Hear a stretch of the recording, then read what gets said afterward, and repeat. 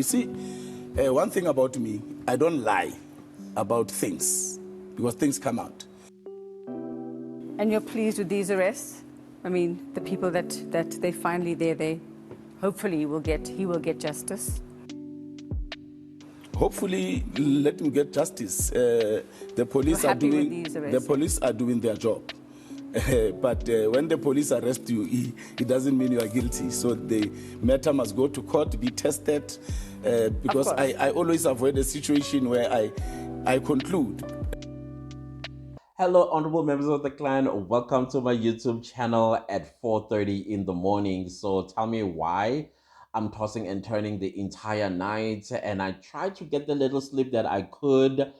And I see on my timeline that there's been yet another suspension. No, not by Cyril Ramaphosa, but by the Patriotic Alliance. So Gayton McKenzie, upon the revelations that his deputy president was at the mastermind's house, the mastermind for the unaliving of DJ Sumbody. This individual, of course, was arrested with three other individuals who happened to be his hitmen, allegedly. And this is Katiso Molefe in his mansion in Sandton. I don't know, you guys, have you seen that house? I can't show it here because it is somebody else's house, their address, and YouTube frowns upon things like that. So I'm not going to show it. You're just going to have to Google it yourself because I think News 24 has shown it. But anyways, we are not there. So Kenny Kunene was on some news channels trying to explain himself away about why he was at the alleged mastermind's house, Katiso Molefe, and when he was being arrested. And in my head, I'm like, sir, you know, there's an English say that silence is golden. Sometimes when you are finding yourself in a situation like this, there is going to be a time where you're going to have to account, especially when it becomes a legal process. Because the last thing that you want to do is do what you did at this particular news house, where you were incriminating yourself with an incoherent explanation as to why you were at the alleged mastermind's mansion in Sandton when the arrest was being effected. You saying that, oh, you went there to accompany or to take a journalist there whom you are not even mentioning. What journalist is this? What story this journalist was going to do with the alleged mastermind? Is it during the time when the fire started burning, or is something that happened prior? What on earth was actually happening? But after listening second time, I realized that that's because Nhlanhla Mkhwanazi has set the fire, and he set the fire on fire itself. And so they were amahemhemu that the police were on their way. And indeed, while you were there, the police came there and they asked you, what are you doing here? And then you show them your cell phone number as if you have one cell phone. And then they couldn't find the cell phone number of Katiso. That does not make sense. And I don't think even a 5-year-old will believe that. I mean, you are Kenny Kunene, after all. Now, the second part where it was a dead giveaway that you, I think, in my own opinion, you were telling a fib when you said you don't know this man. I mean, you had your people, clicks and what, but you've never talked to him before. Listen, business people, let me just put it this way. I think the business world in South Africa is very, very small. And you know why it's very, very small? Because you guys do business with just each other. And I'm talking your BEEs here and politically connected people here. And the pool can't be that big that a businessman of Katiso's stature and a businessman of your stature have never met in an informal business convention, because I don't think you guys go to your formal, your traditional business conventions so that Patrice Motsepe goes to, whether internationally, locally, or in Africa for that matter, because of the type of business probably you guys are engaged in. And looking at Katiso's track record as it's being read out the allegations of firearms that are linked to other unalivings of other people, and the same firearm testing positive for the unaliving of DJ Sumbody and two of his bodyguards. So that to me, to say you don't know him, I don't think so. Because here's the third thing: when Katiso was being arrested allegedly, he made a phone call to the head of Hawks, who explained this story. And I happen to believe what he was saying. I know right now it's very difficult to believe anything that comes from the South African police, or whoever works in government, especially around the security of our country. But I could tell that Mr. Is it Libya? Is it Libya, the former Hawks boss? Yeah, he was genuine, and I believe what he was saying, because there are a lot of people impersonating the police, and also impersonating the Hawks. I mean, whoever is responsible with the tender of Hawks branding probably was given some few cash here and there, especially by this sophisticated syndicate as they are being described by some experts. And they're also making a lot of mistakes on top of that. Amateurs, I suppose. And they would impersonate the Hawks if they, for the reasons of protection, and also to confuse the legitimate police. Because it seems like the Hawks, just like the FBI and, let's for example, LAPD, when LAPD is investigating, I'm giving an example, is investigating a crime scene and comes the FBI tend to have like muscles and kind of like bulldozes the LAPD of the crime scene. So I think the Hawks also have this similar stature when they're investigating. And so the police officers that were effecting an arrest, then they see Hawks coming because Katiso allegedly called the head of the Hawks, and then indeed the attempted arrest failed. Now, this is another thing that I am failing to understand from Kenny Kunene, which I would have loved him to expand on that. The helicopter. The helicopter is alleged, the one that came to pick up Mr. Katiso from his mansion. I think that was his runaway vehicle, I suppose. A runway vehicle in a helicopter form. And that helicopter allegedly belongs to the Department of Transport in the city of Johannesburg. And guess who is the MMC for the transport in the city of Johannesburg? Yourself. So now one has to put one and one together and connecting the dots. They all lead straight to your office. And I'm not saying you provided that helicopter, but a logical individual, when you have to think about it, like the helicopter belonged to what? And this happened in 2024, by the way. So on the 4th of December, if I'm not mistaken. So you are the MMC for transport in the city of Johannesburg, and you were at this individual's home where he was being arrested, and it was thwarted, and then a chopper from the city of Johannesburg comes and picks him up. And I'm quite surprised that he even got bail, because to me that screams flight risk. It screams flight risk to me, unless that factor was not placed on the table for the interest of justice. I don't know. So I'm finding it extremely difficult to believe that a businessman of your stature, I know you are a politician now, and as an MMC, you have to declare your assets, you have to declare your business, resign from business, and just be a public servant that doesn't sign signatures and signatory for bank accounts for businesses. Otherwise, you'll get accused of embezzling money if money, I don't know, disappears in the city of Joburg. So by law, you're supposed to declare all of those things. But as a business owner who owned clubs before, I just find it a little bit difficult that you've never met the alleged mastermind. I find it extremely difficult. So that is why I am saying that sometimes silence is golden. Even if you hear your name, the best place to speak is when you have your day in court. I don't understand why people don't understand that concept. If you are accused of something like this, you keep quiet so that you exercise your Section 35 of the Constitution should you become a suspect and subsequently an accused person, but also as a free person whose name is just being thrown around, keep quiet so that you don't incriminate yourself like I think you did.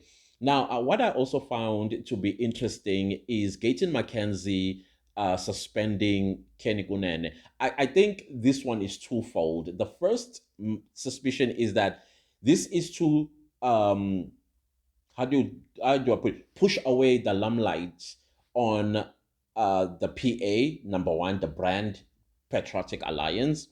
Two, if anything as well, because Gayton McKenzie and Kenny Kunene used to be business partners, and surely as business partners, somewhere, somehow, they may have met. I'm not saying they may have met with Katiso before, because like I said, I don't think that the business pool in South Africa, especially of black people, is that big, because everything is just around you guys. Tenders, you name it, they don't go to anyone else. It circulates around yourselves. I'm not saying that Kenny Kunene and Gayton McKenzie, they got tenders before. I don't know what business they used to run except clubs. I remember the sushi club. What was it called again? Czar. Was it Czar? Yeah, where those girls and they would eat sushi of them and all that stuff. Yeah, that's how I know them. And I also know that they are former convicts. And I think they gained fame when they did an expose of prison life and the conditions that prisoners were under when they were used to be in prison. And there's still a lot of questions around where did they get the capital to start businesses. But to me, that is just water under the bridge. But I think with all this that is happening, maybe the water will begin to rise and then exposes the skeletons that are beneath the riverbed. We don't know. But now I feel like Kenny Kunene has opened a can of worms for himself. So the suspension is to just remove the spotlight of the party. But then again, the president himself said some things that were quite concerning about a week ago regarding what he knows about the pew-pews in the Western Cape. And I'm saying, but sir, you supposed to have reported that according to the Prevention of Crime and Corruption Activities Act 12 of 2002. We are all obliged, citizens as well as officials and elected officials, ought to blow the whistle, because that gives you, in fact, it obliges you to become a whistleblower when crime is being committed. So if you are withholding such information, those pew-pews continue to this very day to unalive innocent people in the Western Cape, and yet you have all this information. That to me screams defeating the ends of justice, concealment of evidence, and defeating the ends of justice. Now, who suspends you for saying that? Is the question I'm asking. But I also understand why you needed to suspend Kenny Kunene, so that the spotlight, it doesn't dilute and damage the brand Patriotic Alliance. That's a clever move, I would say, and I'm quite surprised that he did not. Well, he was not dragging, screaming, and kicking. He understood and he stepped aside for the betterment of the party. But I feel like he has opened a can of worms, and they are coming towards both of you. If and I'm not saying this has happened, if there is some kind of an involvement, maybe by association or through business, I don't know, if there are nefarious activities that were committed, they are going to come to the light, unfortunately. And I feel like there is going to be more arrests, but my concern is that these arrests are not going to be the big fish, the politicians that have been mentioned, not by name, but by their job description, that parliamentarians that are actively in parliament today are also involved. Those are the ones I feel are going to be protected. And yet we know that there are parliamentarians that were mentioned in Nhlanhla Mkhwanazi's expose. And we are waiting to hear who those politicians are. It's very important that we know, and it's very important that those arrests are affected as soon as possible. While the Commission of Inquiry doing its thing, these guys need to also face the court and have their days in court. So I don't believe anything that was said by Kenny Kunene. It did not make sense to me.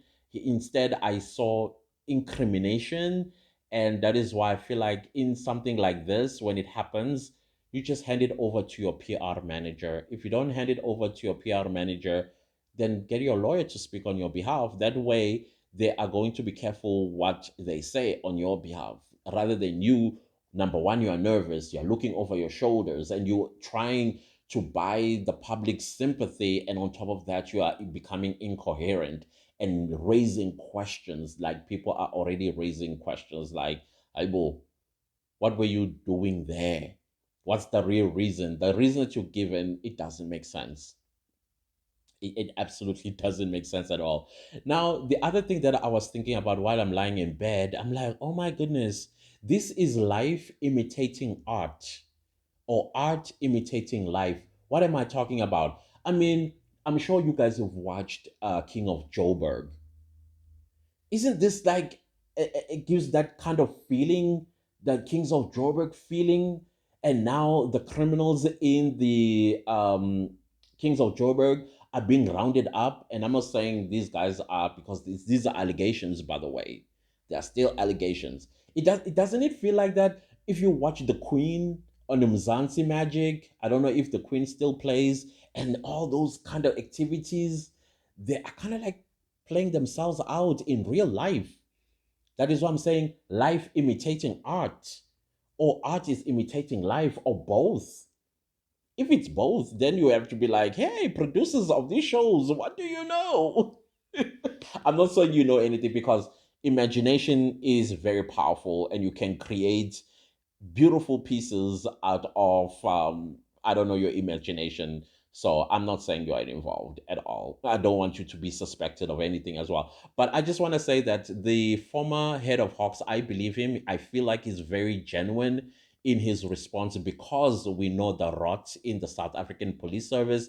I know a lot of South Africans have been robbed by people impersonating to be the SAPS. I mean, I'm saying they've got the uniform, they have badges, including the vehicles that they are driving. They are branded with South African police branding. So what would stop them to protect these syndicate leaders by not having Hawks branding on these VWs in most cases that they are driving? Is it the Polos that they're driving? Why wouldn't they do that? Why wouldn't anybody pretend to be the head of Hawks at the time? So that is why I feel like I believe what he is saying.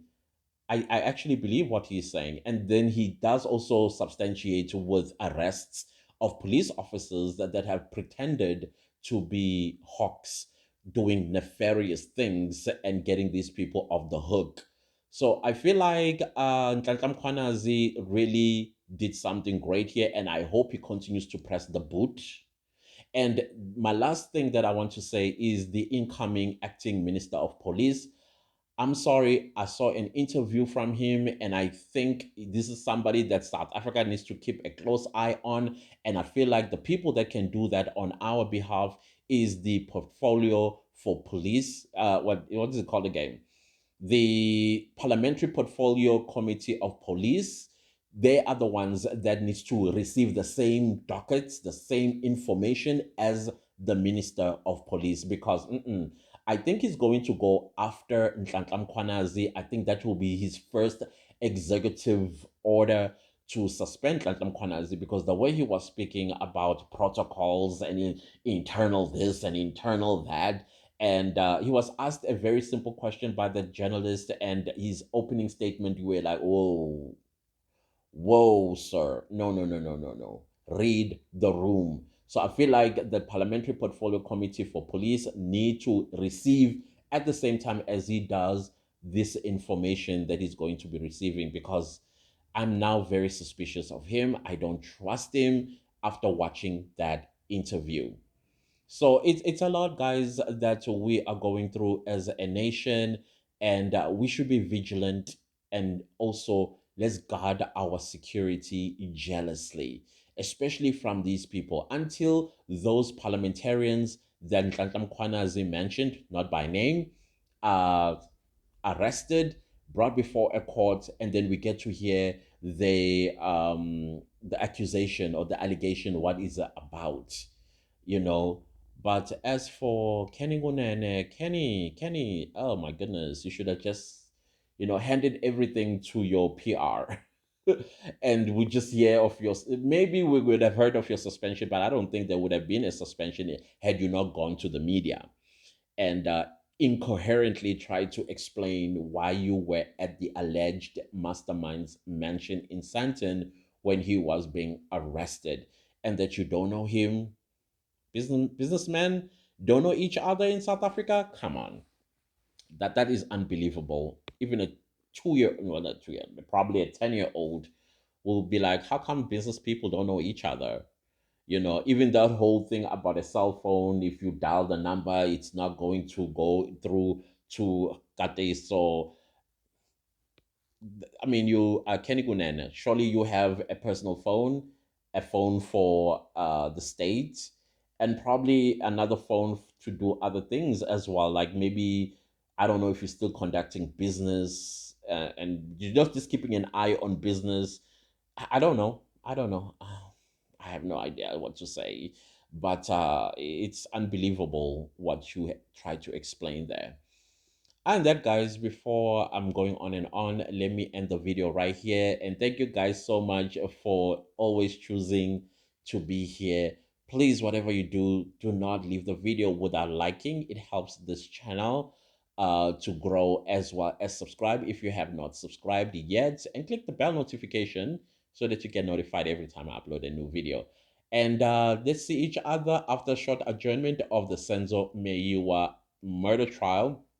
Hopefully the photographer will come with all the photos, and these photos are put in order, because I want to hear about the photo of Gininda pointing, and I also want to hear about the photo that Judge Rada had asked the photographer to take of Moses Sibiya sitting down with shackles on and all of that stuff.